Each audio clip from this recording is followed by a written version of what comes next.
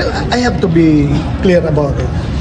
Galit ako sa kanya, sa ginawa niya kay Pastor Apollo Kibuloy at kay President Duterte. Pero ngayon naawa ako sa kanya dahil after nung ginawa niya lahat-lahat, binigyan siya ng posisyon, tapos hindi back lang rin siya. Galit ako na naawa ako sa kanya. Because I've been there. What if ako ang nandyan, nakaupo at sinunod ko lahat ng orders ng nagbibigay ng orders sa akin. Lahat-lahat na ginawa ko. Kahit na yung bordering to illegal acts, unconstitutional acts, questionable acts. Ginawa ko na lahat-lahat. Pagkatapos, ngayon, tanggalin lang niyo ako ng unceremoniously. That's my opinion as a former Chief PNP.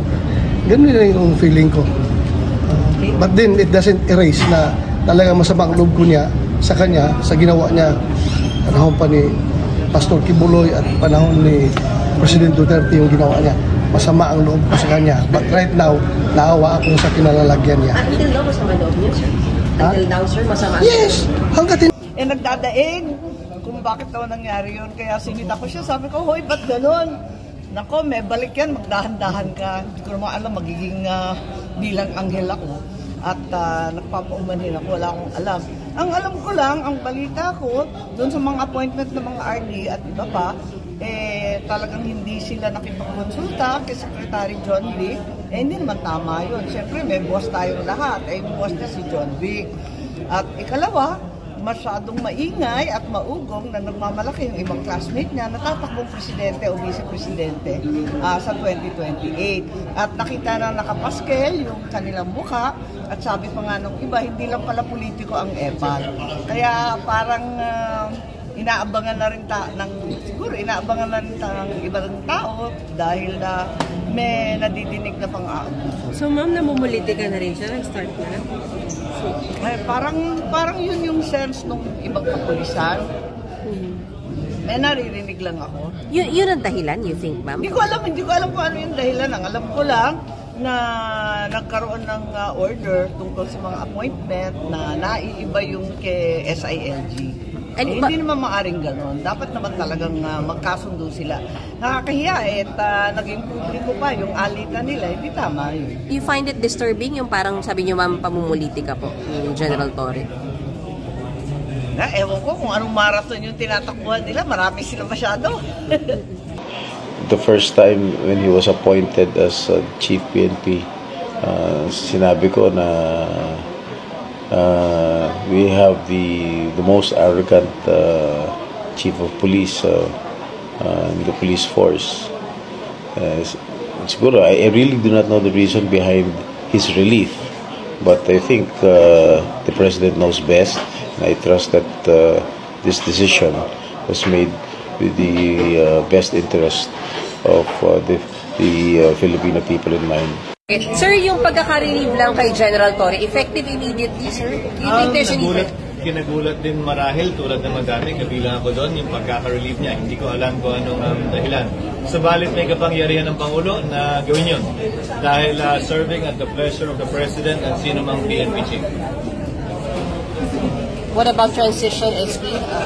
May na-designate na rin yata ang kapalit niya, kung hindi ako nagkakamali. Ayoko lang manggaling sa akin ng pag-anunsyo dahil baka hindi pa official yun. Pero wala naman siguro tinatanggal ng walang immediate o agarang kapalit. This case is very unique because he still has more than 1 year to go before his mandatory retirement age of 56. So nasa kanya yan if he doesn't give up his rank, his 4-star rank, ay pwedeng ang Chief PNP or yung magiging acting Chief PNP will be holding a 3-star rank only. Because andyan pa yung hindi pa retired yung 4-star rank holder. Because according to the law, there should be only 1 4-star rank in the Philippine National Police, and that is the Chief PNP. Ngayon na siya ang Chief PNP, siya binigyan ng 4-star rank, hindi pwedeng magkakaroon ng 2 4-star. So, paritarin muna siya bago ma-4-star yung i-appoint na bagong chief NP. So, magiging PNP chief 3-star. Ano na siya? Si Tory, after na rin. He can be assigned with the office of the chief NP in a floating status. Floating status, for accounting purposes, dyan ka lang sa office of the chief NP kasi you are still receiving salaries and remuneration from the government. So, kailangan ma-account ka, and in order for you to be accounted for, you have to stay with the office of the chief NP. Until he retires, sir. Hanggang mag-retire siya. Hanggang mag-retire siya. Because Tagal pa kung siya. pipilitin mo siyang mag-retire, that would be against the law. Kung siya voluntaryo na mag-retire because feeling niya, naawa siya kay General Nartates or whoever is the next or the incoming chief NP, maawa siya na hindi ba kuha yung postal, hindi na sa kanya na rin yan. Mag-retire siya voluntarily. Hanggat hindi siya mag-retire, nasa kanya ang postal na, hindi talaga pwede magkakaroon dalawang postal sa PNP. Without reaching the age. Without reaching the age. Yes. Meron namang Question, saan na po ngayon ang i-assign si General Torre, and what will happen, sir? Kasi nasa kanya yung 4-star. Yes, that issue, General Torre has been informed of his relief.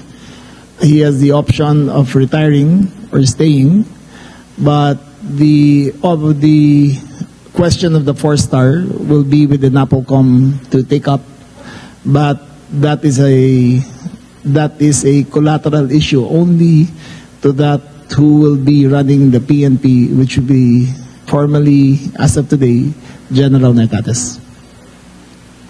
Any words, nag-usap na po kayo ni General Torre about this matter, sir? I have tried to get in touch with him. I made 5 phone calls last night.